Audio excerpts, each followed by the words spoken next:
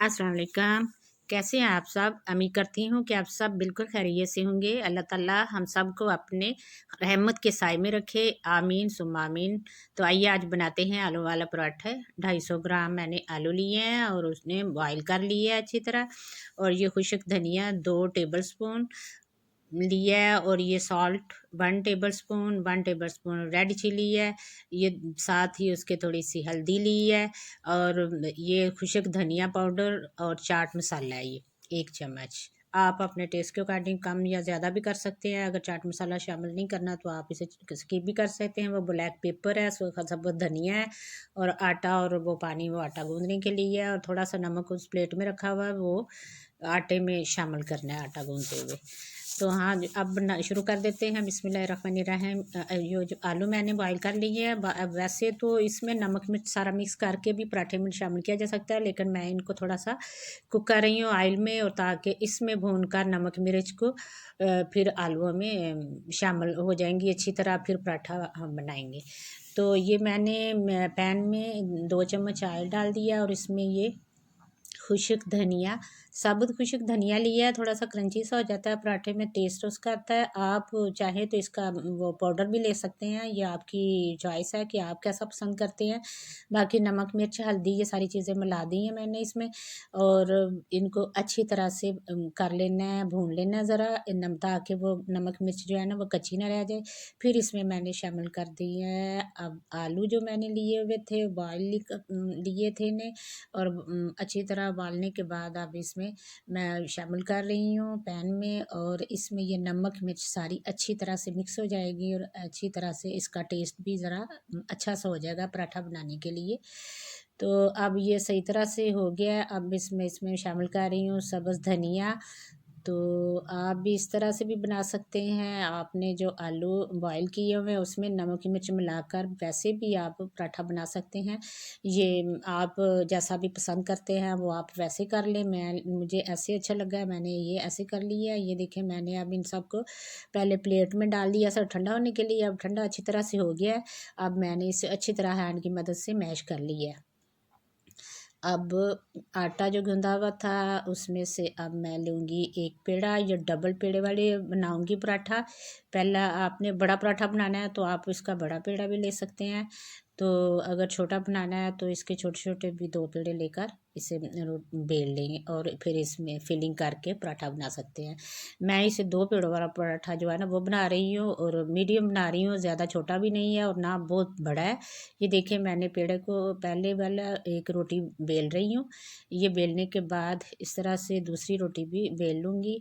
और फिर इसके ऊपर वो जो मटेरियल है, आलू जो मैंने बॉईल कर लिए हैं और अच्छी तरह से कुक कर लिए हैं, नमक मिर्च सारा मिक्स कर लिया है, वो अब वो मैश करके रख लिए हैं। ठंडे भी हो गए अच्छी तरह। गरम गरम अगर आप डालेंगे इसमें पराठे में तो वो पराठा जो है फट जाता है। इसलिए बेहतर यही होता है कि इसे अच्छी तरह से ठंडा कर लिया जाए, तो फिर इसको पराठे के ऊपर सारी ये इसकी लेयर लगा दी जाए। ये देखें, मैंने इसी तरह से इसकी लेयर लगा दी है। और दूसरी रोटी जो मैंने बेली हुई थी पेड़ा लेके, वो भी अब इसके ऊपर लगा दी है। अब इसको किनारों को अच्छी तरह से प्रेस कर लेना है ताकि इसमें से ये मटेरियल जो है ना लीक ना हो जाए। ये देखिए, अब मैंने इसे टर्न करना है। टर्न करने के बाद इस साइड से भी प्रेस कर लेना है ताकि किनारे जो है अच्छी तरह से प्रेस हो जाए। तवा मैंने रख दिया हुआ था फ्लेम पे ताकि गर्म हो जाए। बहुत ज़्यादा गर्म भी इसे नहीं करना, लो फ्लेम पे ही इसे करें ताकि जब हम पराठा डालें तो वो जल ना जाए। अब मैं तवे को थोड़ा सा ऑयली कर रही हूँ। तो ऑयली करने के बाद थोड़ा सा गर्म भी हो जाता है तो फिर मैं इसके ऊपर पराठा डाल दूँगी। अगर आपको मेरी ये रेसिपी पसंद आए तो इसे लाइक करें, शेयर करें और चैनल को सब्सक्राइब करें, ज़रूर मेहरबानी होगी आपकी। ये देखें, पराठा मैंने ऊपर डाल दिया है। अब इसकी एक साइड थोड़ी सी पक गई है। अब मैं इसे टर्न कर रही हूँ। फ्लेम मैंने मीडियम रखी है, बहुत ज़्यादा हाई पे नहीं बनाना इसके ताकि ये जल ना जाए। और लो फ्लेम पे बनाएंगे तो ये मज़ेदार सा बनेगा। अब इसके ऊपर मैं लगा दूँगी ऑयल। आप चाहे तो इसके ऊपर देसी घी भी लगा सकते हैं, दूसरा घी भी लगा सकते हैं, ये आपकी चॉइस है कि आप क्या पसंद करते हैं। मक्खन लगा सकते हैं, जो भी आप लगाना पसंद करें। अब इसको दूसरी तरफ ऑयल जो लगा ली है, अब मैं इसको लो फ्लेम पे ही इसको पकाऊंगी अच्छी तरह से। जब ये एक साइड पक जाएगी तो फिर इसे टर्न कर लेना। अब ये देखे मैंने इसकी दूसरी साइड टर्न कर ली है। ये वाला हिस्सा इसका बिल्कुल तैयार हो गया है। देखे कितना अच्छा लग रहा है, ब्राउन सा, और अभी से दिल कर रहा है कि इसे खा लिया जाए। ये देखे अब दूसरी तरफ भी मैंने ऑयल लगा दिया है और ये देखे दूसरी तरफ से पक रहा है। जब अच्छी तरह पक जाएगा तो फिर इसको उतार लेंगे। ये देखें अब पराठा बिल्कुल तैयार हो गया है। अब मैं टर्न करके आपको दिखा रही हूँ। ये देखिए दूसरी तरफ से भी ब्राउन हो गया है, बिल्कुल ऐसा ही तैयार हो गया है जिस तरह के फ्रंट पे हमें नज़र आ रहा है। ऐसे ये लो फ्लेम पे बनाएंगे तो ये बड़ा अच्छा सा मज़ेदार सा पराठा तैयार होगा। अगर हाई फ्लेम पे बनाएंगे तो फिर ये ऊपर से जल जाएगा, वो टेस्ट भी नहीं रहेगी। ये देखें ज़बरदस्त पराठा तैयार हो गया है। अब पहले तो मैंने 2 पेड़े लिए थे और पराठा बनाया था। अब मैं एक ही पेड़े वाला पराठा अब इसमें मैं फिलिंग कर लूँगी और इसके किनारे पकड़कर इनको टर्न कर लूँगी और इसका पेड़ा बना लूँगी। पेड़ा बनाने के बाद फिर इसे रोटी की तरह बेल लूँगी। ये देखिए किनारे सारे ऐसे कर लेने हैं, टर्न कर लेने हैं। अब लगा के खुश्का इसके ऊपर थोड़ा सा हाथ से मैं प्रेस कर रही हूँ।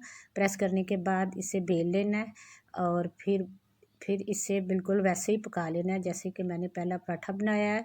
सिर्फ इसका तरीका ये है कि वो तो 2 पेड़ों वाला पराठा था और अब इसको एक ही पेड़े पे फिलिंग करके तो इसे बना रही हूँ।